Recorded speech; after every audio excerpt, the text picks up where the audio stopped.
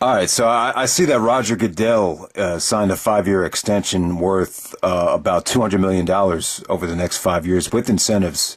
So I was kind of shocked that he got that kind of extension with the really bad NFL product, with the ratings going down and everything. But I noticed that the NBA ratings are actually up this year, and the NBA is doing very well. And it seems to me like the NFL in general just had is really just having a negative year all around. But I was taking a look at some of the recent NBA television ratings, and I came across this graph of the NBA Finals ratings, and I just want to talk about 1980 through 2017. It's kind of interesting to see how the ratings went up and down. So when we go back to around 1980, 1981, that's when Magic Johnson, Larry Bird first came into the league. The NBA Finals was still on tape delay. So, they were averaging about, a rating between, 6 to 8 around that time. The ratings jumped a lot in 1982. It seems like they got almost to around a 13 rating by 82. So you had a good, you had Magic Johnson kind of, established himself as a household name with Kareem going up against Dr. J. And, the 1982 NBA Finals did very well. Even though that's kind of like the finals you kind of forget about when you look back at Magic's career. He did win the MVP in that finals, but, it's kind of overshadowed by the Celtics finals and the, Magic's performance as a rookie back in 1980. Then when we get to 83, the ratings dip just a little bit with, the Sixers actually sweeping the Lakers. I think the Lakers had some really bad injuries, and, that Sixer team was very dominant, that 83-84 Sixer team. And then the ratings go back up when we get to actually the ratings kind of stay the same when we get to 84. I believe it was Lakers and Celtics for the first time in 84, Larry Bird versus Magic Johnson, the rematch, this time in the NBA. 84 was incredible. Some people might even say it's the best NBA Finals ever that went 7 games. It just went back and forth. There was that huge Kevin McHale foul on Kurt Rambis, which turned the series around. The 1984 NBA Finals is spectacular, but I'm kind of disappointed at the rating here. I know this is the first time the NBA Finals was actually live on network television in prime time. David Stern just took over as the commissioner. So I'm sure that number is kind of, it's kind of a little bit interesting to look at, or kind of a little. There's probably a backstory behind it because it was the first live rating. The ratings jump up significantly back in 1985. That next year, Magic got his revenge on Larry Bird after getting beaten in 7 games in 84. So Magic's revenge season 85 did very well. Larry Bird. 1985 was probably Larry Bird's best season from an offensive standpoint, and then 1986.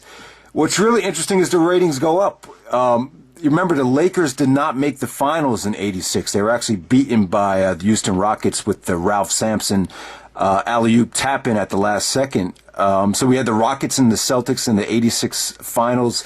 This is the best Celtic team of all time. You had Bill Walton coming off the bench. You just had all the Celtics still healthy and in their prime. Larry Bird, Robert Parrish, Kevin McHale. And, the fact that this rating was higher, it just shows you how America was connecting with the Celtics. I think America as a whole around that time was still very much, a white population. It wasn't as diverse now. So I think a lot of people connected with Larry Bird as a superstar. The Celtics always had pretty much a predominantly white team in the 1980s. So that might be the reason why most of America kind of, felt connected with basketball. And like I said, the Celtics, that Celtic team had a lot of star power with one of the greatest of all time coming off the bench in Bill Walton, who was, recovering from foot injuries. But, still, that was kind of like his last great season. 1987, the ratings go up. You get the, Magic Johnson, Larry Bird rematch in 87. That's when Magic hit the baby hook. That game 4 of that series was classic with, Larry Bird hitting the 3, then Magic hitting the baby hook, and then Larry Bird missing another 3. And, man, that 87 series was really, there was just some really good games in that series. The Lakers actually ended up winning in 6. 1988, you get the Riley guarantee. Ratings slightly drop. You'll see the Pistons. The Detroit Pistons really weren't great for the league if you look at these ratings. The Lakers still kind of had, the ratings, somewhat high in 88, 89 with the Lakers and Pistons series. But when you get to 1990, when the Pistons actually repeated against the Trailblazers, I think that series, you can see a huge drop off there. The rating actually goes down about 2 points there with the 1990 NBA Finals with the Pistons and the Trailblazers. I remember the Blazers actually won that series. No, they actually won the first game of that series, and then Clyde Drexler said, "We're not coming back." And it was funny because they didn't come back because the Pistons actually won 4 games in a row, and they won. And the Pistons won that series in 5 games in Portland. So that's what was funny about that. But looking back on it, the 1990 NBA Finals is by far the lowest out of the late 80s and the early 90s. And in 1991, you had a huge jump.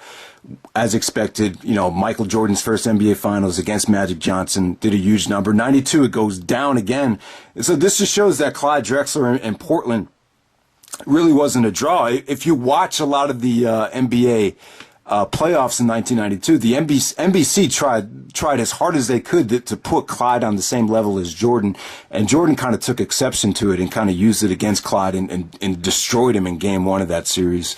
But yeah, I mean, I guess Portland, it's tough with Portland because they're all the way out in the Northwest. A lot of people don't see their games because they're on so late, and I still have a tough time sitting up at night and watching, Damian Lillard and this version of the Portland Trailblazers. But even though I love that team, they're one of my favorite teams. But I still think, I love Clyde Drexler. Those Portland teams are great, but they didn't draw very well looking back on it. And then you get a huge increase in 1993. You got 2 of the most charismatic figures going at it, Michael Jordan versus Charles Barkley, 1993 NBA Finals. It just seems like this was kind of manufactured by the NBA. If you remember the previous season, Barkley was having an awful season with Philly. They didn't make the playoffs, so he demanded to be traded and was actually traded to the Phoenix Suns, who were just pretty much a player away from being a great team. And Barkley had them in 92-93, my favorite NBA season ever. Barkley had the Suns as the best record in the league. And, the Bulls just got past the Knicks in the Eastern Conference Finals, and they met in the 93 Finals. This is my favorite finals ever. It was the second one I watched as a kid. And I love both teams. I just love the star power. Jordan, Pippen, Barkley, KJ, Dan Marley. That series just went back and forth. Home court advantage meant nothing. Phoenix actually lost all 3 games on their home court, but then you had some classic games in Chicago with Phoenix, really showing a lot of heart and winning in triple overtime in Game 3. So I love the 93 NBA Finals. And I think it did so well because Jordan was pretty much on top of the world. I think Jordan was his most popular in 93.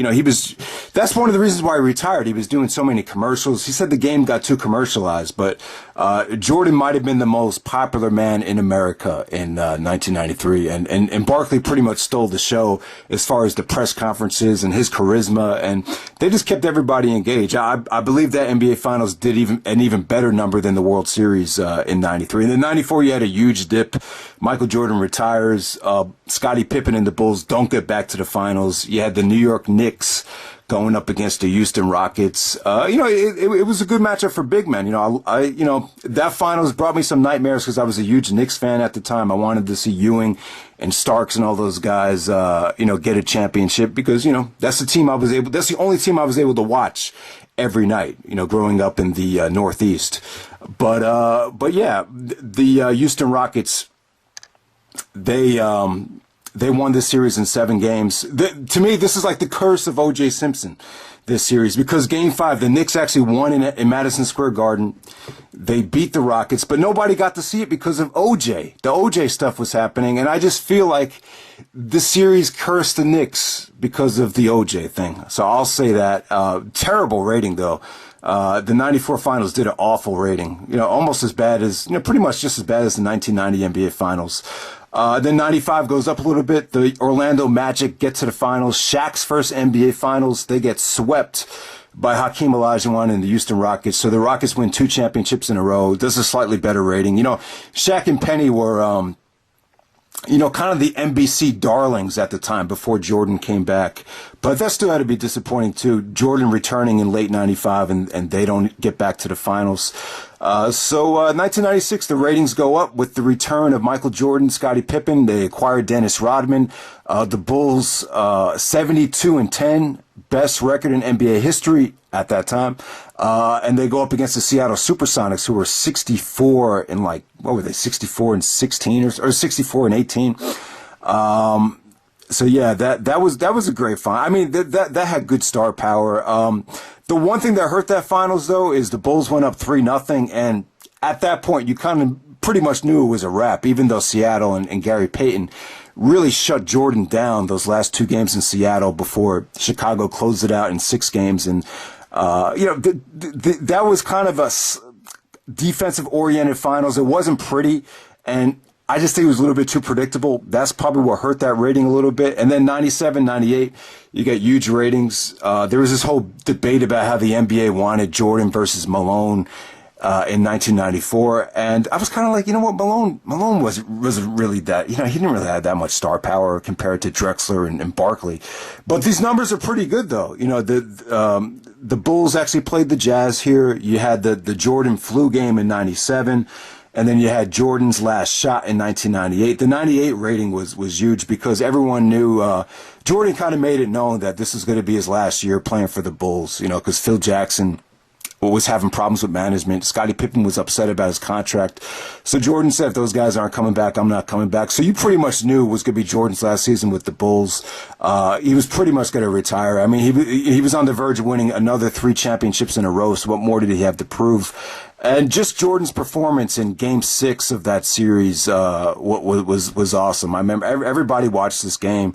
You even had people that weren't even fans of basketball talking about what Jordan did the very next day in school. So it doesn't surprise me that this rating is still the highest, the 1998 NBA Finals. And it was, I think it got such a high rating because the Bulls were expected to lose. If you remember, Utah had the home court advantage. A lot of people thought the Bulls were fatigued, getting old. They had just barely beaten Indiana in the 98 Eastern Conference Finals, but Jordan was just marvelous there. Scottie Pippen actually hurt his back in Game 6, and he really had to carry the offensive load.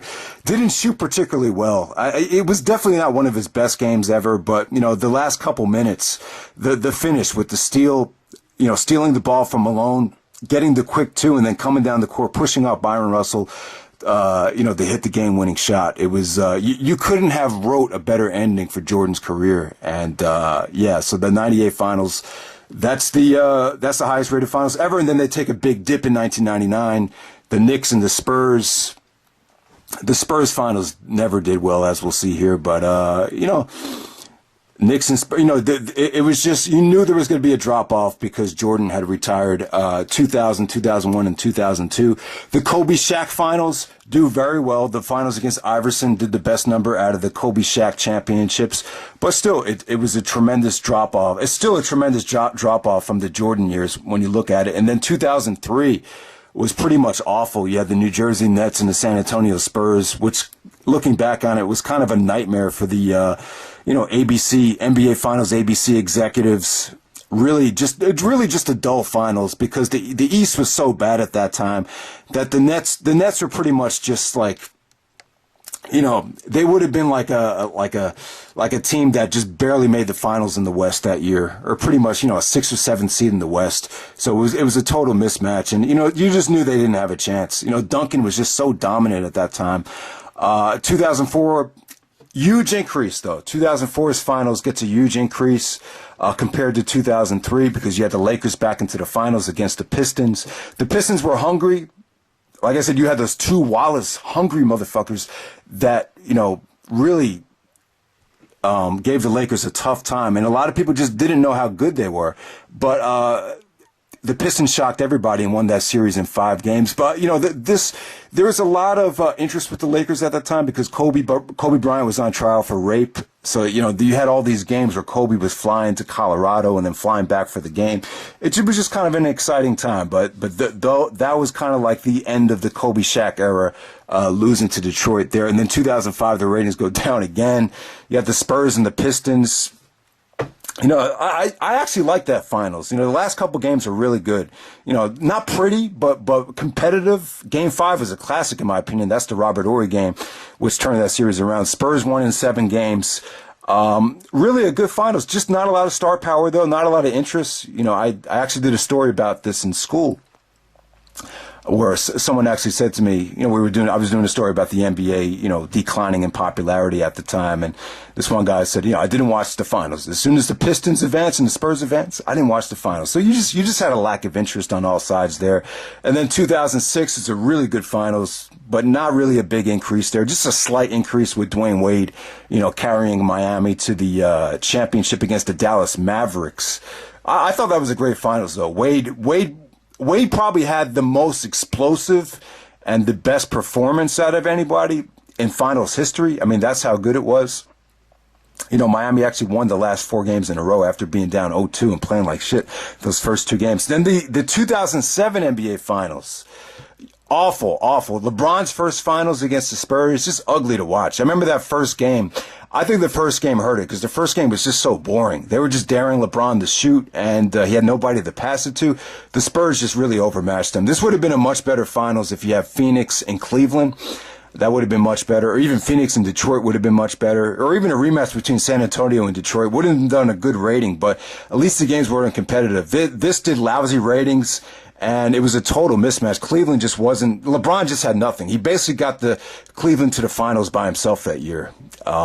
He basically played so great against Detroit. And looking back on it, it's even a miracle that they beat Detroit. But it took, I think LeBron scored like 29 points straight in the fourth quarter in Game 5 against the Pistons. That's still probably LeBron's best performance ever, and that's what got them into that finals right there. But make no mistake about it, once they ran into the Spurs, LeBron just had nothing left. He really had a bad finals, to be honest with you. Then 2008, you get a huge increase. You get the Lakers and the Celtics, Kobe getting back to the finals, so that was kind of a good nostalgia finals. 2009, you had a slight decrease. Kobe Bryant finally winning a championship without Shaq was kind of a big deal at the time. But the opponent, the Orlando Magic, they just weren't. I wouldn't say they were a legit NBA Finals contender. I just think they got lucky that year. They just played really well in the playoffs.